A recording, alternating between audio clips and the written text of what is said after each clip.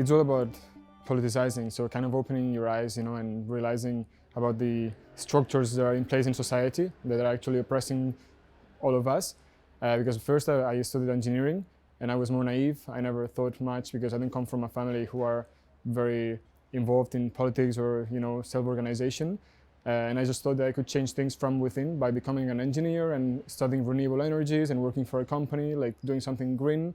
But then I worked 2 years as an engineer, and I realized that that's not possible. That's the system that we need to defeat, and we need to know how to do it. So I think my expertise there, my experience, is valuable in knowing how it works, because we of course need to know very well how it works to be able to subvert it and build something else which doesn't reproduce the same mistakes.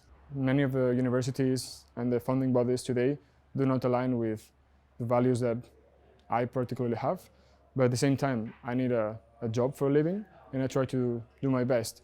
And I think that the mistake would be to just try to be so purist that I say I cannot work for within academia because it's not 100% what I want, because then I would just go to a cave in the middle of the forest and die there, So we just have to find some balances or make compromises, but always being critical and knowing for sure that you're trying to do good and not just in a comfortable position where you keep going and are not really able to be transformative, let's say.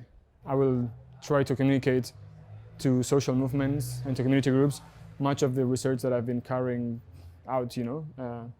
It's all about that. It's trying to connect to the academic world, which many times it's very, as I said, very, let's say, elitist and closed, to the social movements, and the other way around as well. Is try to bridge that gap.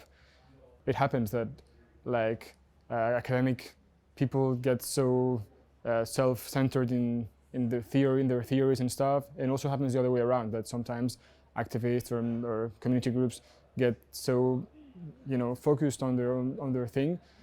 But in the end, there's historical proof that the most successful movement and the moments where transformation is actually achieved is when both go together hand in hand. Like, for example, here in Catalonia, there's a strong tradition of self-organization and anarcho-syndicalism and cooperativism.